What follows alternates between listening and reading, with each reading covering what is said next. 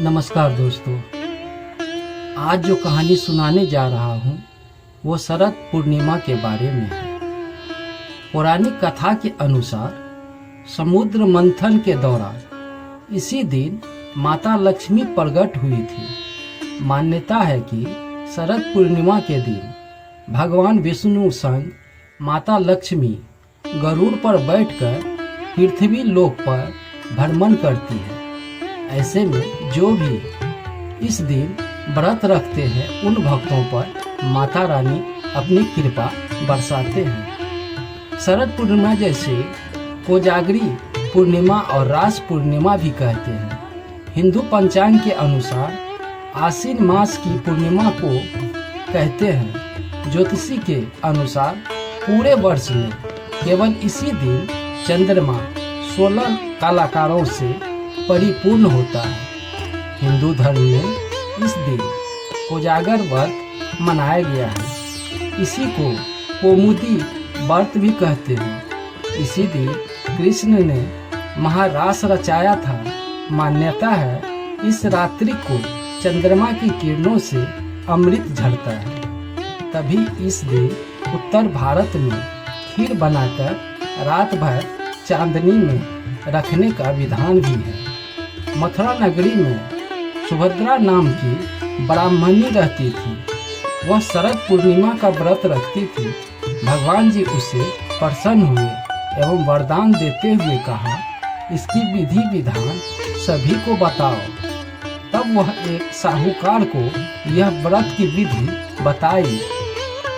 साहूकार ध्यान से सुनने लगा। सुभद्रा बोली, मैं शरद पूर्णिमा का व्रत करती हूँ, यह उसी का फल है। साहूकार ने पूछा, इसकी विधि क्या है? सुभद्रा बोली, एक लकड़ी के पाटा पर 1 लोटा पवित्र जल भर कर रखे। रोली से स्वास्तिक चिन्ह लोटे पर बनाए। इसके बाद पीतल के गिलास में गेहूं के दाने भरकर रखे। गिलास पर दक्षिणा रखे। इसके बाद स्वयं तिलक लगावे। इसके बाद 2.5 पाव शक्कर 2.5 पाव खोआ दोनों को मिलाकर 6 पेड़े बनाए। इसके बाद पूजन कर एक पेड़ा प्रभु को चढ़ावे, दूसरा पेड़ा स्वयं पतिदेव ग्रहण करे, तीसरा पेड़ा अपने मानदान को दे, जैसे भांजे, ननद, बहिन आदि को दिया जाता है। चौथा पेड़ा अपनी सहेली से बदले। यदि सहेली न बदले तो मंदिर में चढ़ा दे। जो सहेली 6 माह व्रत रखे उसी ही पेड़ा दे। 5वां पेड़ा घर के सदस्यों को बांट दे। 6ठा पेड़ा के 6 भाग बनाए। तुलसी को चढ़ावे, गौ माता को खिलाए, अहिर को गर्भवती स्त्री को दे, राहगीर बालक एवं कुंवारी कन्या को खिलाए। इस प्रकार 6 पेड़ा वितरित करे। लोटे में रखे जल को चंद्र उदय के समय चंद्रमा को चढ़ा दे। शरद पूर्णिमा व्रत की जुड़ी एक पौराणिक कथा भी है। किसी नगर में एक साहूकार रहता था। उनकी 2 बेटियां थी जो हर महीने में आने वाली पूर्णिमा का व्रत रखा करती थी। दरअसल इन दोनों बहनों में बड़ी बेटी पूर्णिमा का व्रत तो पूरे विधि विधान से करती थी, लेकिन छोटे वाली बेटी व्रत के नियमों का सही ढंग से पालन नहीं कर पाती थी। ये बस व्रत के नाम पर खाना पूर्ति करती थी। साहूकार की दोनों बेटियां जैसे ही बड़ी हुई, पिता ने दोनों का विवाह करवा दिया। बड़ी बेटी के घर समय पर स्वस्थ संतान ने जन्म लिया। वहीं छोटी बेटी संतान तो हुई, लेकिन उनकी संतान जन्म लेने के तुरंत बाद दम तोड़ दिया। इस तरह छोटी बेटी के साथ ये लगातार 2 से 3 बार हो गया। फिर उसने एक ब्राह्मण को बुलाकर अपनी कथा सुनाई और उसके उपाय में बताने के लिए कहा।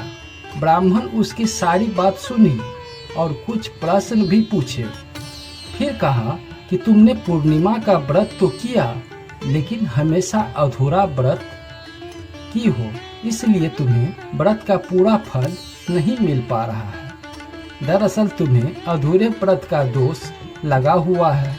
ब्राह्मण की बात सुनकर लड़की थोड़ी दुखी हुई। फिर उसने पूरे विधि विधान से पूर्णिमा व्रत करने का निर्णय लिया। लेकिन पूर्णिमा आने से पहले ही उसने एक बेटे को जन्म दिया। फिर से जन्म लेने के साथ ही बेटे की मृत्यु हो गई।